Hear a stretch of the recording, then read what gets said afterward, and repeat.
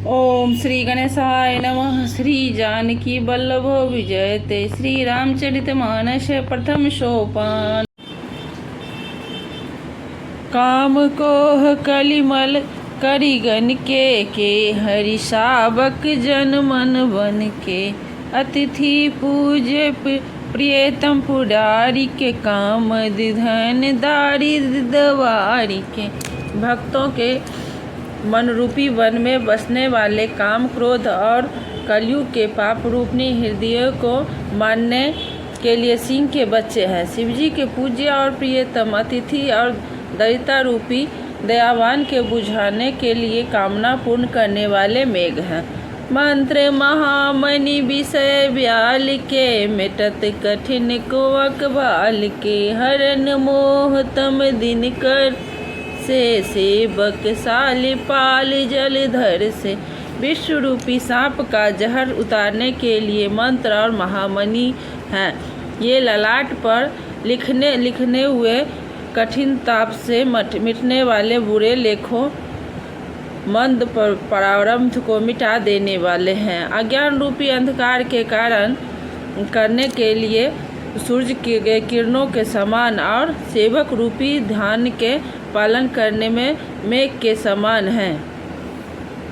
अभिमत दानी देव तरुवर से सेवत सुलभ सुखद हरिहर से। सुख बिन शरद नभ मन उर्गन से राम भगत जन जीवन धन से। मनोवांछित वस्तु देने में श्रेष्ठ कल्प वृक्ष के समान और सेवा करने में हरिहर के समान सुलभ और सुख देने वाले हैं।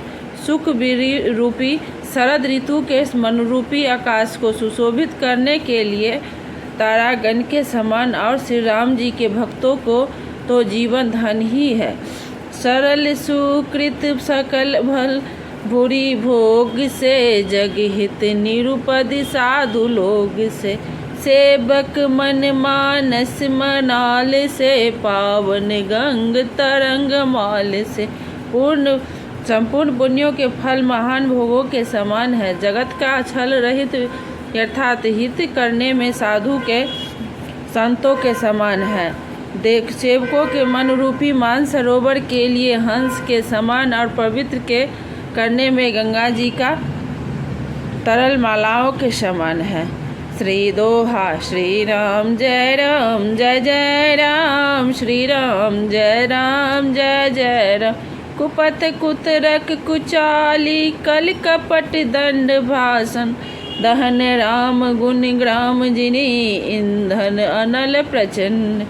श्री राम जी के गुणों के समूह कुमार कुतर्क कुचाल और कलयुग के कपट और दम्भ पाखंड के जलाने के लिए वैसे ही हैं जैसे ईंधन के लिए प्रचंड अग्नि। रामचरित राकेश कर सरिद सुखद सब काहु। सजन मुख कुमुद चकोर हित चित हित विषेक वर लाओ। रामचरित पूर्णिमा के चंद्रमा की किरणों के समान सभी को सुख देने वाले हैं, परंतु सज्जन रूपी कुमुदिनी और चकोर के चित्त के लिए तो विशेष हितकारी और महान लाभदायक है। कि नहीं प्रसन्न जय भांति भवानी जय विधि शंकर बकहा बखानी। सो सब हेतु कहब में गाई कथा प्रबंध विचित्र बना। जिस प्रकार शिव पार्वती जी ने शिव जी से प्रश्न किया और जिस प्रकार श्री शिव जी ने विस्तार रूप में उसका उत्तर कहा और वह सब कारण में विचित्र कथा की रचना करके गाकर कहूँगा। जेहि यह कथा सुनी नहीं होई जान आचरज कर सुन सोई। कथा अलौकिक सुनहि जे ज्ञानी नहीं अचरज करहि अस जानी। राम कथा के मिति जग नाही अस प्रतीत तीन के मन माही। नाना भांति राम अवतारा रामायण सत्य कोटि अपारा। जिसने यह कथा पहले न सुनी हो वह इसे सुनकर आश्चर्य न करे। जो ज्ञानी इस विचित्र कथा को सुनते हैं वह सब जानकर आश्चर्य नहीं करते कि संसार में राम कथा की कोई सीमा नहीं है। राम कथा अनंत है। उनके मन में ऐसा विश्वास रहता है। नाना प्रकार से श्री रामचंद्र जी के अवतार हुए हैं और 100 करोड़ तथा अपार रामायण हैं। कल भेद हरिचरित सुहाए, महति अनेक मुनि सह गाए। करिए न संशय उर आनी, सुनिए कथा सादर रति मानी। कल्प भेद के अनुसार श्री हरि के सुंदर चरित्रों को मुनीश्वरों ने अनेकों प्रकार से गाया है। हृदय में ऐसा विचार करके संदेह कीजिए और आदर सहित प्रेम से इस कथा को सुनिए। दोहा। श्री राम जय राम जय जय राम, श्री राम जय राम जय जय राम। राम अनंत अंत अनंत गुण, अमित कथा विसिता। और सुनि आचरज नहीं मनि हई, जिनके विमल विचार। श्री रामचंद्र जी के अनंत है, उनके गुण भी अनंत है, उनकी कथाओं का विस्तार भी असीम है। अतएव जिनके विचार निर्मल हैं वे इस कथा को सुनकर आश्चर्य नहीं मानेंगे। यही विधि सब संशय करी दूरी, सिरधरि गुण गुरुपद पंकज धूरी। पुनि सबहि बिनवउ कर जोरी, करत कथा जहि लाग न खोरी।